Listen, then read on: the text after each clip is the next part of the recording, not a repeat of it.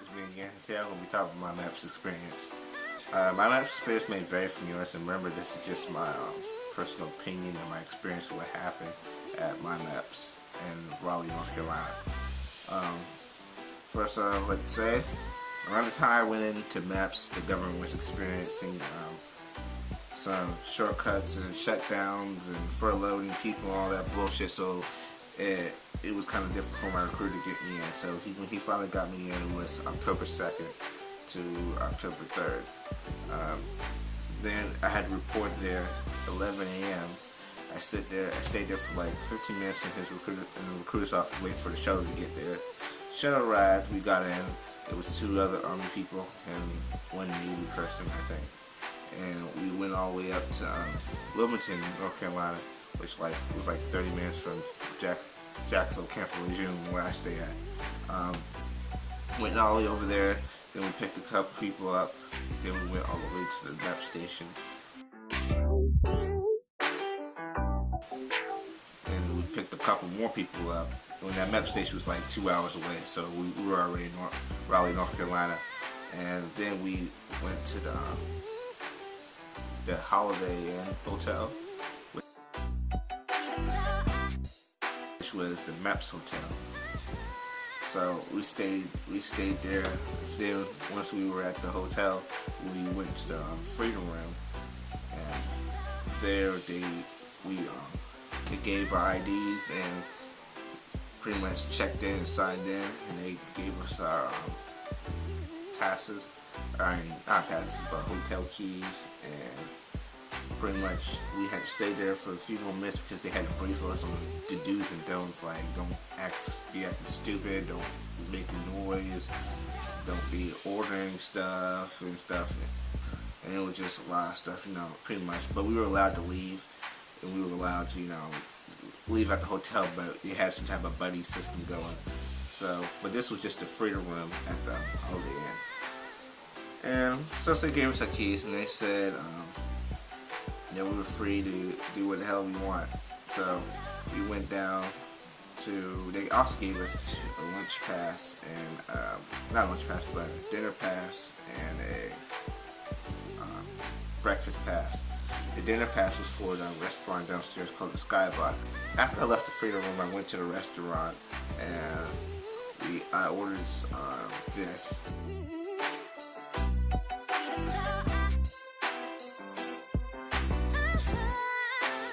Then I ate, went back upstairs, chilled for a few minutes.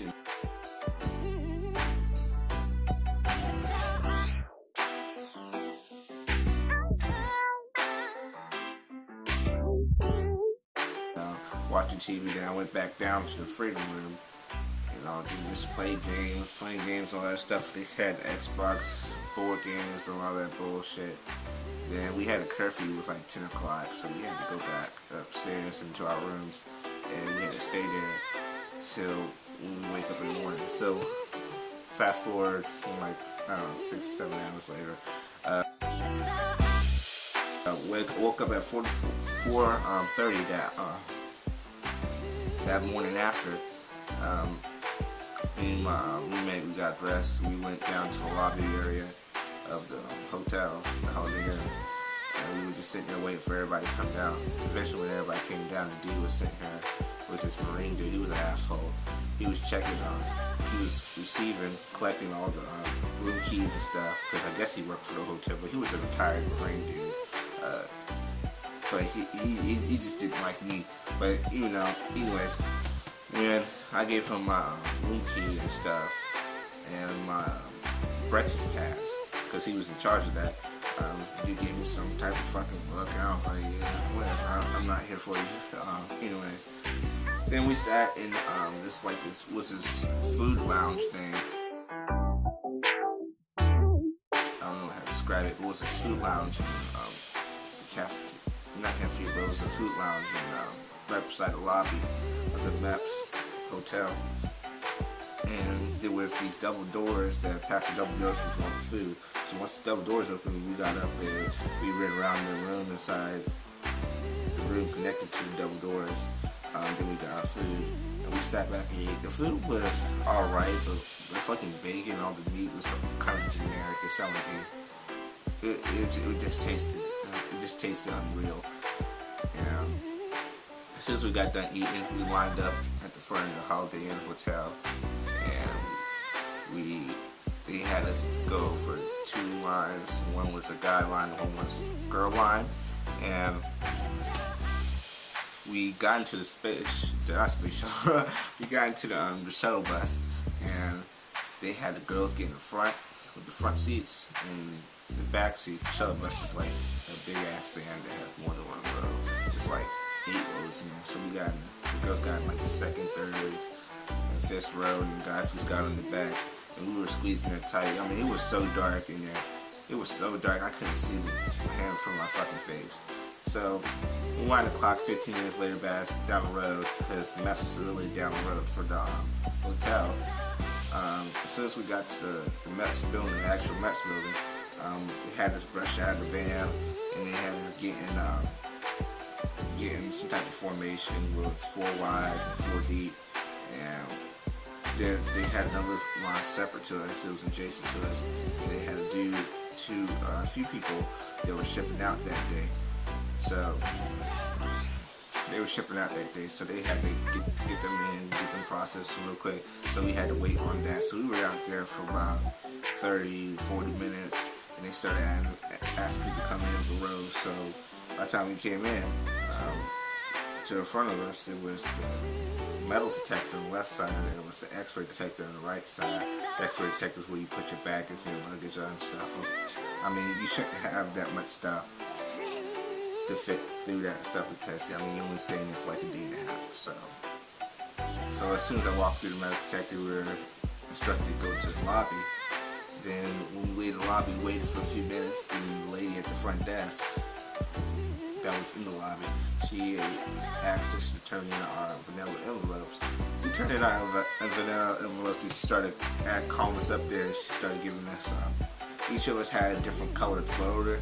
The vanilla envelope, side note, the vanilla envelope is the one that your recruiter gives you. You should have one if the recruiter gives you one. It was a side story, but I remember the dude who came with us up to MEPS. I mean, he lost his vanilla envelope his recruiter gave to him. I'm sorry. Then he was trying to have his recruiter fax, but that wasn't gonna work. So he was sent home that day. It's crazy, but he just forgot. How do you go for a 2-hour ride if you just forget like midway? So anyway, back to the story. So the lady gave us the color folders and stuff with all the our information that has to be filled out by each of the medical examiners. So we're sitting here, and they start calling us up one by one into the medical. There was room outside the medical lobby, and it was used as the cafeteria, but at the time they weren't using it as the cafeteria. They had this bald black guy dude I was talking about in my other videos. They had him pretty much checking blood pressure and all that stuff. And the dude was a funny guy. I mean, I'm not gonna check. The dude was pretty cool. I mean, he was just sitting there talking. They're just trying to ease us, because a lot of those motherfuckers, they were scared. They were like, I don't know what the hell was wrong with them. But anyway, she took our blood pressure, wrote down the blood pressure results and shit. Then he sent us on our way to. He sent everybody else on the way to whatever station. But he personally took me to the vision room and depth perception room. So I was about to do the vision test where they had us have the letters, and the letters were going from big to small to the bottom. So I passed that and knocked that one out. Then the dude had this depth perception test. I mean, it was just a whole bunch of fucking circles. In the same format as the other ones, but they were all the same size. I mean, the first row he tried to go over on me, because they were all the same. I mean, there's nothing wrong with my depth perception. They were all the same. I can even tell they were all the same just by the glass that he stuck into the telescope, whatever the hell it was called. I could tell just because they're a little bit off. You see when you go in there, you'll probably see it. But everything was pretty much even. And he said, "Oh yeah, number 1, number 3 is closer than all the rest of them. And I'm saying like, yeah, right.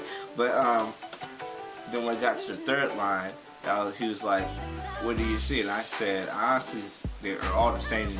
They're all the same to me. And he was like, okay, that's correct. And he didn't say that's correct, but he gave, the way he said okay was more like, yeah, that's good. Then it was on to the colorblind test. I mean, the colorblind test to me was just plain stupid. It's like it was just splatters colors. Then they had all these colors just lining up to make numbers and stuff. So I just easily told the guy because I'm not colorblind. That was just pretty much that. Then I got escorted out of there, and we sat back in the medical lobby where they were about to ask me to draw blood. So I went in there, they drew the blood, put a little capsule, put my information on it. So they also give you this thing that goes on your chest, and they mark it off. It's like this. It has letters on it, and they mark off each letter that's appropriate to the station that you just came from. Then sometimes they'll even cut a letter if something happened and something wrong. So then I went to get my blood taken, like I said, and they labeled it too, because they also gave you these stickers that are in a colored folder packet. Because everybody has different colored folders when they give it to you when you first get in. Then after that, once you get your blood, they stick you back into the medical lobby thing, and you're waiting. And then they have you go and take the piss test. So pretty much, you might even get into that. You just clean the cup and you hand it to them, and they'll label it as appropriate. And after that, they had us go, for the guys, they had us go into the room. We had to strip down to our briefs or boxes, whatever motherfuckers like to call it nowadays. Then we had to go and get our weights and heights measured. And we had to line up, and they had us doing stretches and all kinds of shit. Just make sure our joints are functioning correctly. Make us walk on our heels, our toes, on our heels and our ankles, not ankles, but just heels and tippy toes and all that shit. Then they had us do the infamous duck walk, it just the typical bullshit. Then after that, we got dressed, way back in the medical lobby. Then I went to go get my hearing done. So we get in the box. It's like this huge soundproof box with just, you go in there and there's like curtains and all that type of stuff. There's like headphones hanging up, and there's like a seat. So each little cubicle has curtains, headphones, and the seat. And so I sat down, put the headphones on. It was like beep, beep. This shit was like fucking immediate. So they had this little clicker with it too. You gotta be on top of that fucking clicker. Like that shit, be on top of like that shit is like about to give you some money, because if they find out you can't hear, I mean your job list is gonna probably shrink to like 4 jobs. But anyways, so I did good on the test. I don't know anybody who did bad on that test, but pretty much the thing's going like, it'll go from high and it'll go from low. It was like beep, beep, beep, click, click, click. Beep, beep, beep, click. You just gotta keep on with that. And you gotta keep on listening, because sometimes it'll get high and it'll get low at the same time. So if you think you hear a false beep, chances are, just click that bitch. Anyways, moving on. So we went back to the medical lobby where I spoke with, we had to wait to see the medical liaison lady. I guess that's what I call her. She's like the lady who goes over your medical. So when I went to go see her, she had my medical file out. She just looked through it. She was telling me how I did pretty much very good. And I didn't have nothing wrong. She told me to take my shirt off. She examined my back and all that stuff. And she did the little heart. She examined my heart and all that stuff, and my heart rate. And everything checked out there. Then she sent me all the way on. She only sent me back to the main lobby when you first came in. Then I was sitting here waiting for another person to come and direct me back to the, the recruiters lobby, where all the, it's like the lobby filled with nothing but recruiters, Army, this was Coast Guard, Air Force, Navy, Army, and the Marines were right here. And they just, in the middle was the lobby, it was the TV now. I'm sitting here, you know, I was sitting there waiting in that bitch for like hours. I was sitting here watching the TV. I remember it was so. I remember what was on the TV. It was sitting talking about the government shutdown, all that bullshit. So then some lady comes in from the back, and she's like, "Oh yeah, it's time.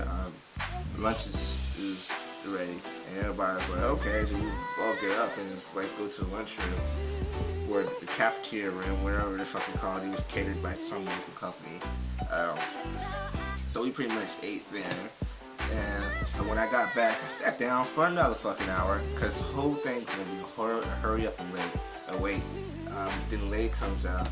She's like, "Oh yeah, you need to go get your fingerprints done."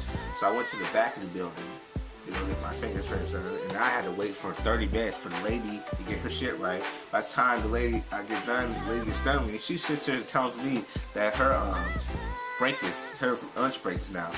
I'm sitting here like, mind you, I'm the only motherfucker in there, and she gonna tell me her lunch break is on. It just started, and she walks out. I'm sitting here like, what the fuck?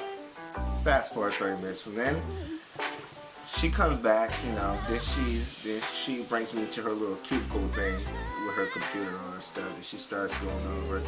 I think she takes a photo. Of you, where you have to sit straight up, and she pretty much asks you the same questions that you tell the recruiter.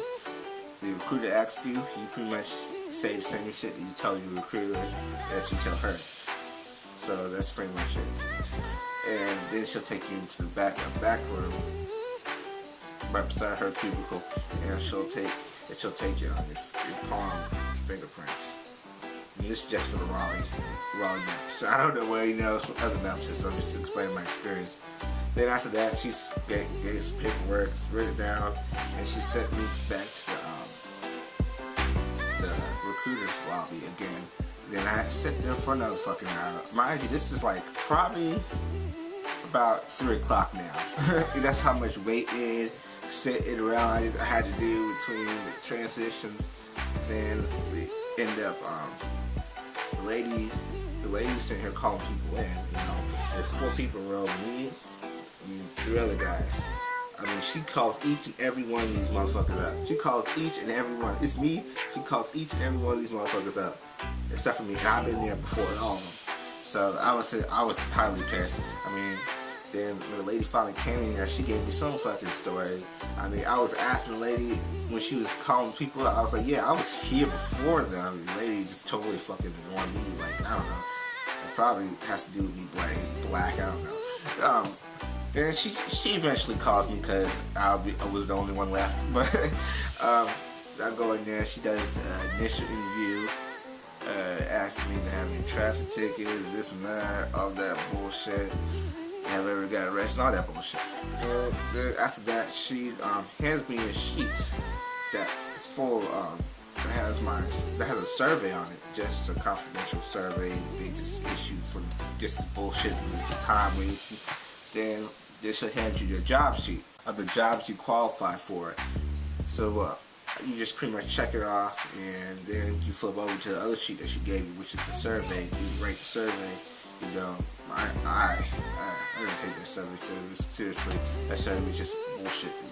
So we folded the survey, put them in the envelope, and we handed it back to the lady.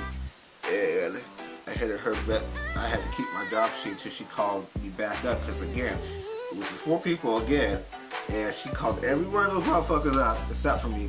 But then at the end of the day, mine, she was like about 4:45 now. That's how much bullshit I had to pretty much go through. And then she calls me in, and she's like, this gives you some type of story about her life. And she's like, yeah, I've been married 5 times, this and that. And at first ain't that. And she's like, yeah, I was saying, Then she said something smart. I mean, I can't remember exactly what I said to her, but she said something smart. She's like, yeah, you can give me your paycheck. I'm sitting here like, bitch, I'm trying to get out of here. I've been there up since 4:45. That's been a full 12 hours to deal with that bullshit. So apparently, she signs off the papers to turn my medical papers in from the medical liaison gave me. I turned them in, and that was pretty much that. Then she sent me to back to the main lobby where I had to wait to get swear in. So we pretty much had to wait on other people that were waiting to swear in. Yeah. So that took, it was at least 5:30. That took at least 5:30. And we were sitting there waiting. So we got in the room, ladies, and this another lady, another black lady. She's like, she starts to register people in, make sure that just doing the paperwork or the swearing in paperwork. And she hands us our stuff, and we're sitting here. We go into a room, red carpeted room. She stands on the podium. She walks on the podium, and she tells us, raise her right hand, put the left hand behind her back. So I think that was what it is. Don't quote me. It's fucking January, and this shit happened in October. So she tells me to raise my right hand, put the left hand behind my back, and that was pretty much, that was it. And then we swore and repeated it after her, yada yada. I kind of felt it felt a little bit good. I mean, it was alright. Then after that, we all went back into the lobby, where people who came with me on the MEPS bus were kind of highly pissed at me because of the running around I had to do. But it wasn't my fault. I mean, then some fucking lady comes back up and says, "Oh, you got to lift weights and stuff." So we had to go to another fucking back room and lift this damn thing. I mean, it was 100 pounds. I used to lift weights like with my football team, so it was nothing. So we lift the weights, and everybody's like, so this woman, she's like 3/4 my size. She throws the damn weight up like nothing. You can tell she's been doing that shit for a minute. And you got this weak ass motherfucker. He comes in here. This dude's very tall. He comes in and just struggles it out. I'm sitting like, are you serious, dude? A female got that. No offense to females, but it's just weak people. I was like, dude, you gotta struggle on football, on sit-ups and shit. So that was that. We get back into the main lobby, and where my people from my MEPS bus was still, my MEPS shuttle that came with me on MEPS shuttle was still waiting on me because they were in the Army. The Army had them in and out quick as fuck. The Air Force recruiters had me, the Air Force liaisons had me run around like a motherfucker. That was pretty much that. So at the end of the day, went back into that room, a room that we put our stuff in, was a waiting room. We got our stuff and left that there. Then our shuttle bus guy, the bus driver, he came and got us. And we went back to our recruiter's offices, and that was that. Now, I'm about to leave you guys some fucking quick tips. Quick tips. Go to bed that night before, because you're going to be sitting up for a lot of hurry up and wait bullshit. Don't bring a lot of shit. I mean, you're only going to be there for a day and a half. Don't listen. Don't lose anything. Make sure you have your eye on your fucking wallets and your personal belongings, because they're not responsible for it. I mean, that kind of goes hand in hand with bringing less shit. So, don't lose your shit like your vanilla folder. If anything, do not lose that. Yes sir, no sir, yes ma'am, no ma'am, like your parents taught you, like mom and dad taught you. Be prepared to be bored as fuck. Yes. Alright, so that was my MEPS experience. Please comment, like, subscribe, whatever. I don't give a fuck. Bye.